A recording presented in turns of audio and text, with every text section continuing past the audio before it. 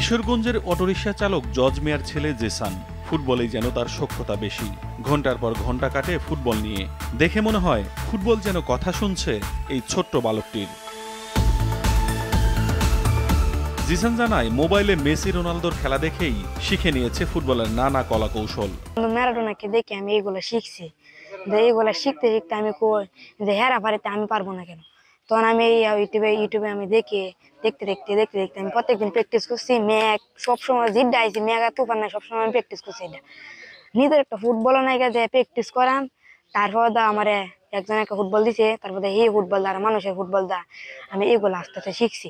তো আমার যদি সরকার যদি একটু সহযোগিতা করে তাহলে আমি বাংলাদেশে জাতীয় দল যদি খেলতে পারি তাহলে আমি বাংলাদেশের মুখ উজ্জ্বল করতে পারি। জিসানের এমন নৈপুণ্যের ভিডিও নেটের মাধ্যমে ছড়িয়ে গেছে দেশ বিদেশে, যা চোখে পড়ে সুদূর লন্ডনে থাকা বিএনপির ভারপ্রাপ্ত চেয়ারম্যান তারেক রহমানেরও। তার নির্দেশে বিএনপির ক্রীড়া বিষয়ক সম্পাদক এবং জাতীয় দলের সাবেক অধিনায়ক আমিনুল হক বুট ফুটবল উপহার নিয়ে ছুটে যান জিসানের বাড়িতে। ক্রীড়াঙ্গনের বাংলাদেশ করার মাধ্যমে বাংলাদেশের সামাজিক একটি আমূল পরিবর্তন আমরা আনতে চাই এবং আমি বিশ্বাস করি আজকের জিসানের যে নৈপুণ্য আমরা দেখেছি সেই নৈপুণ্য জিসান ধরে রাখবে এবং তার সকল দায়িত্ব তারেক রহমান, আমাদের মাননীয় ভারপ্রাপ্ত চেয়ারম্যান জনাব তারেক রহমান নিয়েছেন।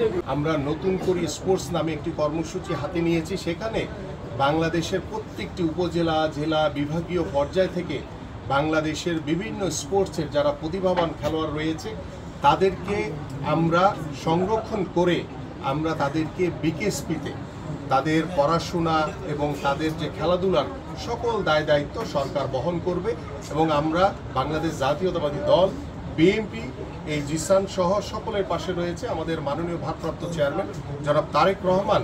ছেলের দায়িত্ব নেয় আপ্লুত জিসানের বাবা কৃতজ্ঞতা জানান তারেক রহমানের প্রতি। আমি এই অটো চালায় বাটকায় আমার 5টা মেয়ে, একটা ছেলে, ঠিক আছে। আমার তো একটু চলার কষ্ট, তেমন একটা খরচ তো আমি দিতে পারি না। তখন যখন আস্তে আস্তে দেখতেছি যে খেলা বালি খেলে ডেলি লোক আমাদের বাড়িতে আসে।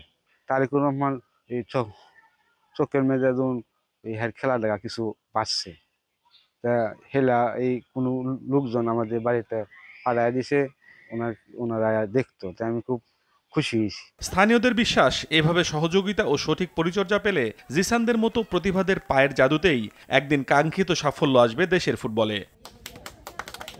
আমরা কঠিয়াদিবাসী খুবই গর্বিত, এমন একজন নেতা আসলে তিনি তাকে এভাবে তাকে দেখভাল করছেন, কিছু উপহার খেলা সামগ্রী দিয়ে পাঠাইছেন এবং আসলে প্রতিনিধি আসছে, তারা খুব দেখছে, দেখার পরে খুবই আসলে খুশি হলেন।